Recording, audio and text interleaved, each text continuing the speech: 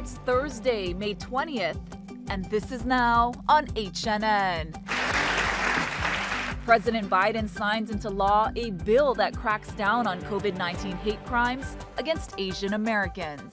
Body cam video from a fatal police shooting of a teen robbery suspect contradicts HPD's argument for withholding the footage. A ceasefire after nearly 2 weeks of fighting between Israel and Gaza. I'm Tina Kraus with a halt in hostilities. Plus, preparing for hurricane season. These stories and more coming up on This Is Now.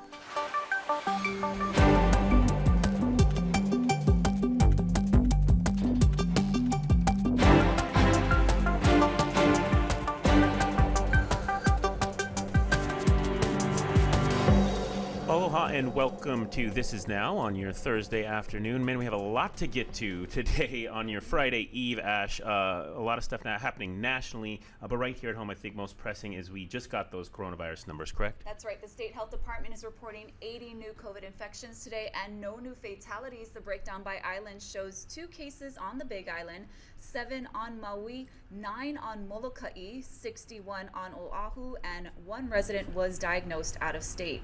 Let's take you live now to Washington, D.C. Here's a look at the White House, where President Biden just signed a bill into law to combat the surge in COVID-19 hate crimes against the Asian American community. Deborah Alfarone has more.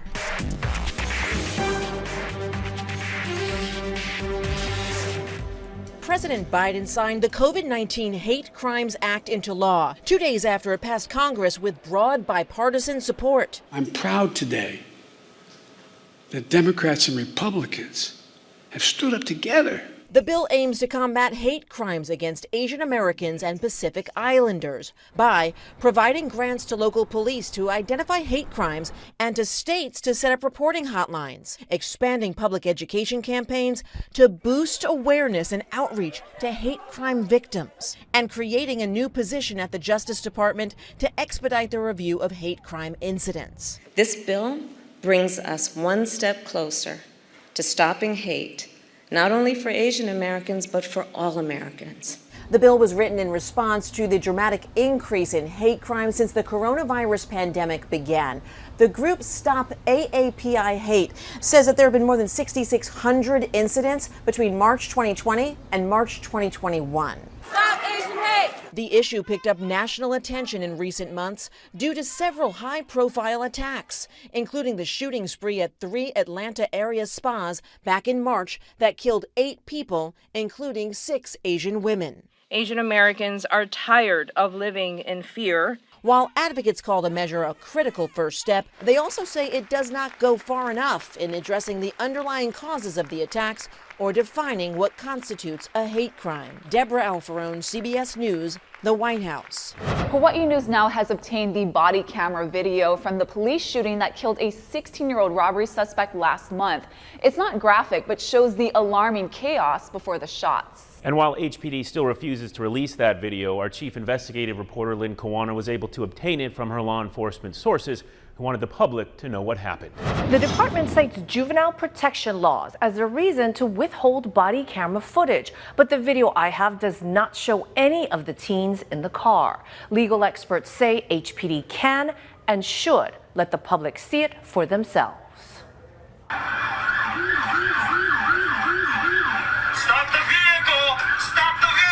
The April 5th high-speed chase ends when the white stolen sedan stops in McCully.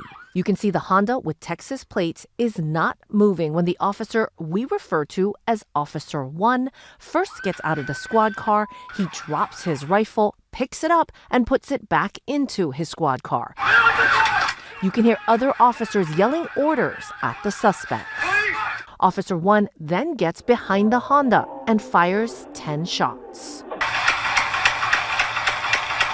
Another officer, we'll call Officer 2, was approaching the passenger side of the Honda when Officer 1 started firing.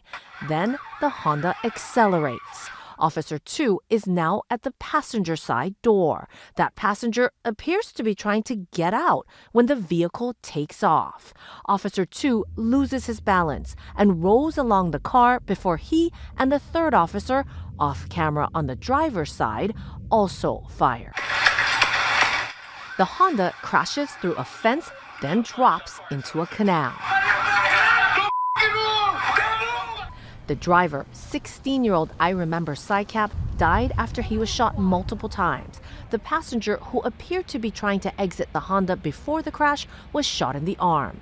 There were several other people inside, some juveniles. That night, HPD Chief Susan Ballard briefed the media, saying the Honda was hitting patrol cars before the shooting started. We believe that the vehicle rammed two marked police cars and crashed through a chain-link fence and went into the Kalakaua Canal. But in Officer One's body camera video, it's difficult to see if the Honda moves after it was blocked in at Kalakaua Avenue and Phillip Street.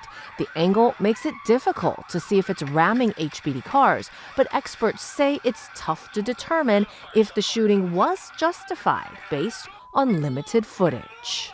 Do you believe there was an imminent threat when Officer One got out of his car and the other vehicle, the suspect vehicle, was stopped? You believe there still was an imminent threat? I believe more likely than not the imminent threat exists because of the fact that they just came from a serious crime involving armed home invasion, and now we're in a hot pursuit, and it continues even though the vehicle stopped. Engine was still running. Former federal agent Tommy Ayu says officers at the time didn't know the weapon used in the armed robbery at this Eisenberg home may have been a replica gun, which HPD says was found in the Honda. We know that we can hear the shots being fired. We don't know what the officer's actually seeing when he's making those decisions to use deadly force, whether or not he sees the suspect in the driver's seat with the weapon or not. This is only from one perspective. We need to get more body cam to see the entire picture to get a better idea of actually what happened that day. But that clarity won't come as long as HPD refuses to release any of the videos, citing the other juveniles in the car are still under investigation. This video from Officer One's camera doesn't show faces, and the department could blur faces in other recordings. Attorneys question HPD's reasons for not releasing anything from this particular incident. Get on the ground now! HPD released this footage within a week of the deadly police shooting in Nu'uanu that happened after the Kalakaua shooting. The videos show the officers being struck repeatedly by the suspect. 2 of them were injured before the shots were fired. Someone made the decision that the Nu'uanu video makes HPD look good. Someone made the decision that the Kalakaua video makes HPD look bad, and then so they chose which videos to release. You cannot just release one video or pick and choose. That's not transparent, and it's definitely not fair to the community. The Honolulu prosecutor's office is investigating both shootings from last month to determine if any of the officers will face criminal charges. If charges are not filed, the footage would all be released. The prosecutor's office did not mention restrictions about the juveniles in the Honda. I'm Lynn Kawano, Hawaii News Now. A former corrections officer who ended up being behind bars at the jail he used to work at is now suing the state. Robert Bucknam was a guard at OCCC until the early 90s. Then 2 years ago, he was sent there for drunk driving and shoplifting. He says jail officials left him unprotected, and he was attacked several times, leaving him with a torn rotator cuff and a detached bicep. Then, he says, jail doctors misdiagnosed him. I got an x-ray and they told me all I had was arthritis in my shoulder. It does come down to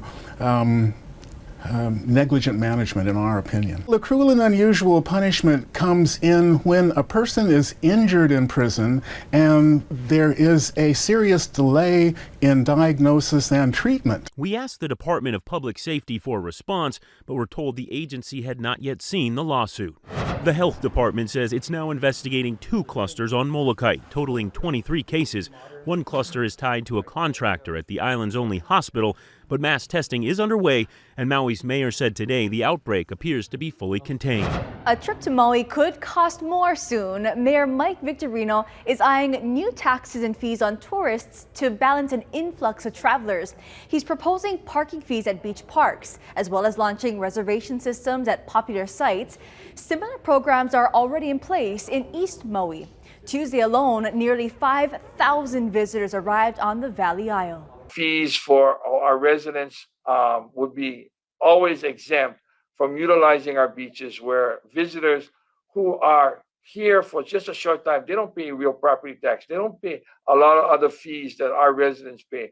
They would share a little cost in maintaining and protecting our environment and our resources. So it is really, burden is going to be on the visitor and not on our residents. Victorino says another option is to limit who uses the beaches. In 2019, the county banned commercial activity at all Maui beach parks on Sundays and holidays. For This Is Now, I'm Lacey Denise. The annual Memorial Day ceremony at the National Memorial Cemetery of the Pacific at Punch Bowl has been canceled this year. Officials say they want to protect the health and safety of veterans and the public amid the ongoing pandemic. A private wreath-laying ceremony will take place instead. Officials are also continuing to limit groups at grave sites to 10 or less at a time. New at noon, Israel and Hamas have agreed to a ceasefire after 11 days of intense, deadly fighting. Officials say it will take effect early Friday. Tina Kraus has more. An Israeli airstrike struck a residential area of the Gaza Strip, but the attacks could finally stop after a week and a half if Hamas and Israel adhere to a ceasefire. Earlier, the army released video showing a strike on Hamas tunnels, but they've also bombed families. 14-year-old Gaza resident Amira Islim says, "We were in the living room when the missile hit." In southern Israel, emergency workers roped off a house hit by a Palestinian rocket. 70-year-old Eli Hassan says he doesn't want a ceasefire, but for Hamas to surrender. We are engaged right now in forceful deterrence. Israeli Prime Minister Benjamin Netanyahu had been under increasing pressure from the United Nations, the U.S., and other countries to agree to a ceasefire. His Security Council held a late-night meeting and unanimously accepted an Egyptian proposal. Israel and Hamas do not negotiate with one another. At least 230 have been killed in Gaza, including dozens of children, since the fighting began last Monday. 12 people in Israel have also died, including a child. Tina Kraus, CBS News. An East Oahu beach path at the center of a legal dispute is back open to the public again. The next-door neighbor isn't happy about it, but many others are thrilled. Ben Gutierrez reports. For years, a gate was here blocking access to this portion of the beach at Portlock. It finally came down after years of legal maneuvers from the city and big legal pushback from the man who put it up. Bert Doman Ramirez and his wife argued with law enforcement officers as city crews sawed the gate off and removed the hinges. The city took control of the path right next to his house after a court ruling last December backed the city's claim to a public pedestrian easement. And we asked him to take it down on his own. He did not. So the city sent a crew out there today with HPD, and they took it down. Doman Ramirez did not respond to our request for comment, but emailed the city council earlier complaining of crime and vandalism due to trespassing. He also pointed out there are other public access points nearby, but it's one of only 2 spots in the area with a sandy shoreline. Many were glad to see the gate go. Just because someone has money, they want something their way. Everybody has the right to go to the beach. Nobody can deny other people to be able to go into the water. The ocean is there for everybody's use. Keiki, Kupuna, and everybody in between. It doesn't belong to the people who live right next there, and putting up a gate is just not acceptable. When was the last time you walked down this path? 3 years ago, before the gate came back up and locked us out. Anne-Marie Kirk of the livable Hawaii Hui has been waiting for this day for decades. So it's a very surreal moment, but I want to take out the surreal part and say it's real. You and I just walked through this. Unlike previous times the gate has been removed, Kirk believes this time the access will remain open for the community. It's real today, and it's going to be real 10 years from now and 20, 30, 40, 50 years from now. This right away will be here. Even though the gate is finally down, there are still some legal issues to be resolved, including how much to pay the property owner in compensation. In Portlock, Ben Gutierrez, Hawaii News Now. Travel this summer is expected to be up by 60%. That's according to AAA. And you'll have more opportunities and more freedom if you're fully vaccinated against COVID-19. This trend is expected to continue well into the summer.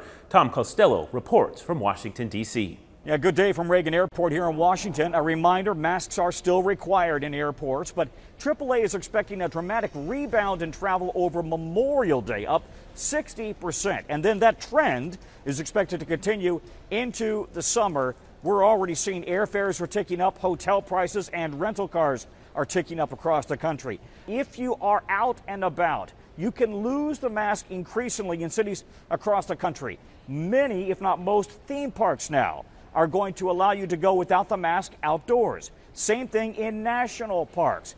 And now the European Union is saying that it plans to open its borders to overseas travelers in the coming weeks. Now, there are a couple of caveats here. First of all, it can still depend on country to country. Second of all, you will probably be required to show your vaccination card, and you'll be required to take a test when you arrive. You may be required to take one as well when you leave. But this is a trend nationally. We're seeing more and more families booking their travel and their vacation plans this summer, whether it's the beaches or the mountains, or for that matter, going to a concert, going to a barbecue. We're trying to resume a normal life as if it's 2019. And in fact, experts say if you are fully vaccinated, if the family's fully vaccinated, it is going to feel an awful lot like a pre-pandemic vacation. I'm Tom Costello, NBC News at Reagan Airport in Washington. And speaking of airports, there's ours. Beautiful day outside. Ash, let's get out of this newsroom. A gorgeous day. Will we have any changes on the way in the near future? To find out, let's check in with Guy Hagi.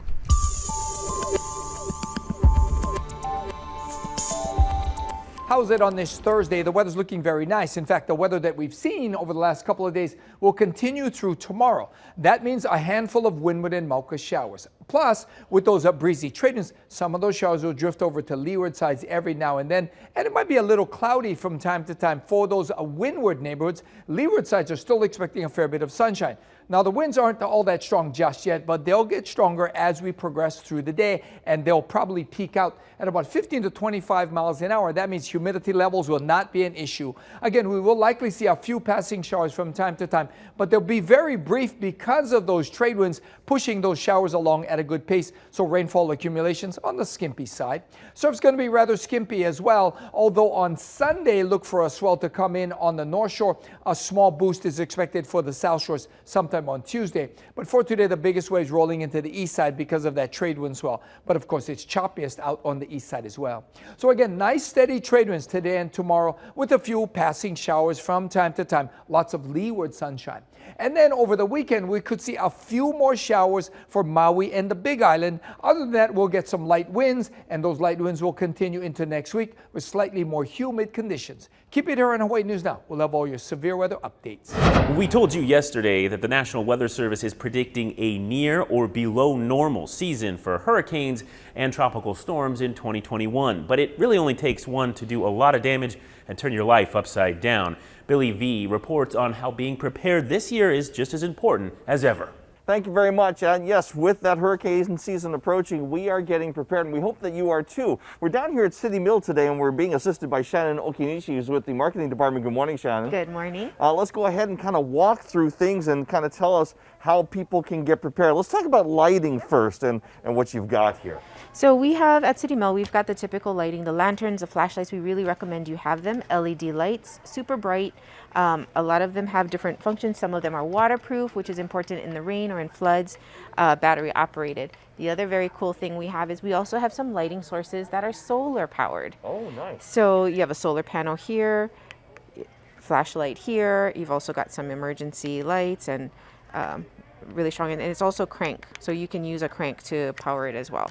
Which is perfect. You can tell your kids, okay, go to town on it, make my things run. So Absolutely. You've got solar panels over here, Yes. and this is a power station for your electronics. Absolutely. This is believe it or not, this is a generator. So you can plug this into the wall, and in about 4 hours, it'll be fully powered.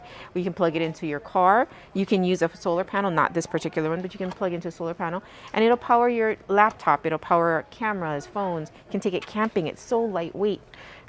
This is great to have in an emergency. Even a mini fridge. It'll power a mini fridge. Let's go ahead and talk about water damage, because that happened. And even in Haleiwa, you guys went out and in the last flooding emergency a couple months ago. We did. and you guys went out in Hau'ula and you distributed buckets and stuff? We did. We went, we took a small team from the City Mill Kaneohe store. We walked door to door to some of the hardest hit neighborhoods, and we gave them out buckets and just some gift cards. It's just something that we want to do as part of the community. This thing looks like it looks well for that. Absolutely. So actually one of the homeowners that we were talking to said that they were just in City Mill looking for this. It's essentially a sump pump.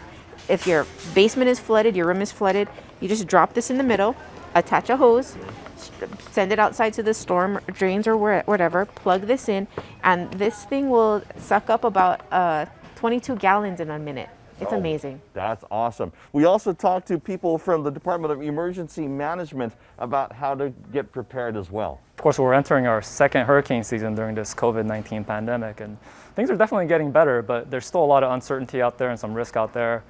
And we want to do as much as we can now to reduce the risk for other things that could happen to us, like hurricanes. So that's one crucial piece of context going into this hurricane season. And the other thing really to keep in mind is the fact that we are in the middle of the Pacific Ocean and help could be far away. So that's really another piece of crucial context that we had to consider as we prepare for hurricane season. So no matter if you need to get prepared with this or with the information, this is from City Mill and Hawaiian Electric, this will be at all City Mill stores, get prepared, get ready, because it only takes one storm to do severe damage. I'm Billy V. Let's get you back into the studio. Billy, thank you so much. A cool story from the feeds. June, of course, is Pride Month, and LEGO is celebrating by releasing a special set. Everyone is awesome. It's the first time they've done this, Ash, in the 72 years LEGO's been around. They're releasing that official Pride set. Officials say they want to create a model that symbolizes inclusivity and celebrates everybody, no matter who they identify as or who they love. The set features 11 monochrome minifigures with each of their own unique flair, hairstyle, and color. Very cute. Cool. I love that. Yeah. So NCIS Hawaii, it hits the airwaves this fall, and CBS said the show will air Mondays 9 p.m. on KGMB, our sister station. The lead actor, Vanessa Lachey, is excited to learn more about Oahu. I think Hawaii is the perfect setting for NCIS and the next chapter of the franchise, so to speak, learning more about the island myself. You know, I obviously know the first layer that most people know when they pass through, and you see the beautiful waters and the beaches and the flowers and the lei. There's so much beauty there. There's so much culture there. It's like a melting pot.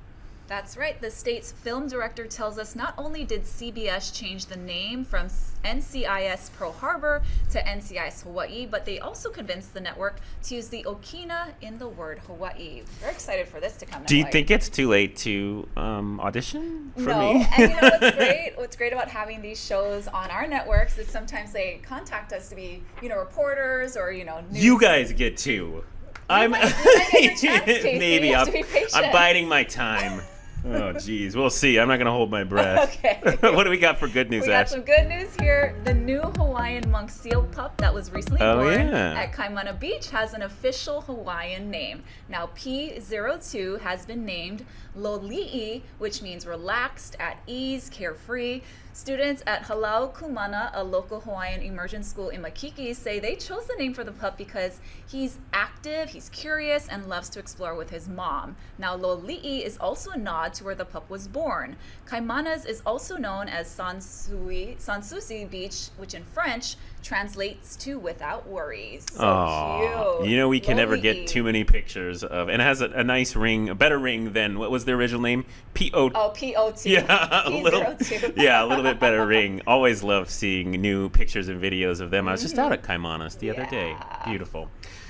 That's going to do it for us on This Is Now. Of course, we've got much more coming up with you and Mark at 4 and our other newscasts. Stay with us, and you can always find the latest